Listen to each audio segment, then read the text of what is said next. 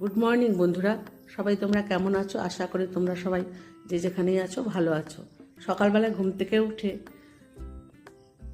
বিছনাটা গুছিয়ে নিয়ে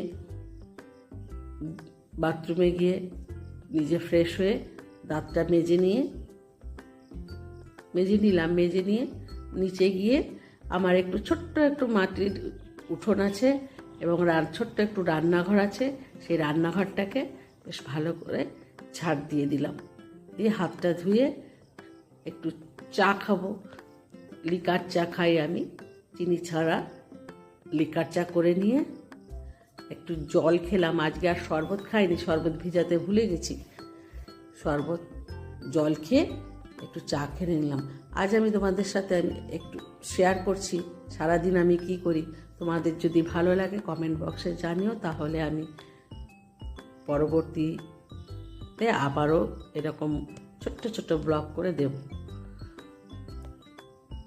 চা খাওয়া হয়ে গেছে, এত কাঠ জমেছে, এখান থেকে সরিয়ে অন্য জায়গায় দেব। মিস্ত্রিরা কাজ করে গেছে, সেই সময় কাঠগুলো এখানে রাখা ছিল, সেগুলো আগে বয়ে নিয়ে অন্য জায়গায় রেখে দিলাম।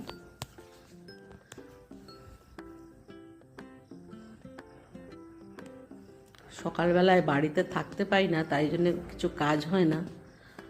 আজকে ছুটির দিন, তাই বাড়িতে আছি, একটুখানি সংসারের কাজকর্ম করে। দেখো মাটি জমে আছে এত চারিদিকে, এই মাটিগুলোকে এখন পরিষ্কার করতে হবে। লেবার লাগিয়েছিলাম, তারা কিছুই কাজ করে রেখে যায়নি। আর আমার বাড়িতে বেশি কেউ নেই যে সে করবে।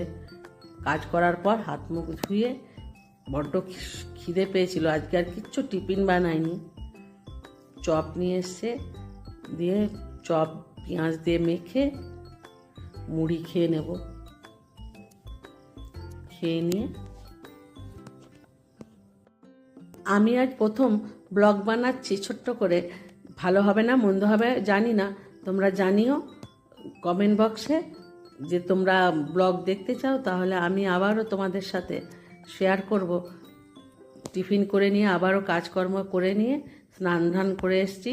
রান্না হয়ে গেছে নিম বেগুন, পাট শাক ডাল, মটর ডালের বড়া দিয়ে আলু পটলের তরকারি, চিকেন ও মা পাঠিয়েছিল পায়েস, সেই দিয়ে দুপুরবেলা জমিয়ে খাওয়া দাওয়া করে ছোট্ট একটা ঘুম দেবো।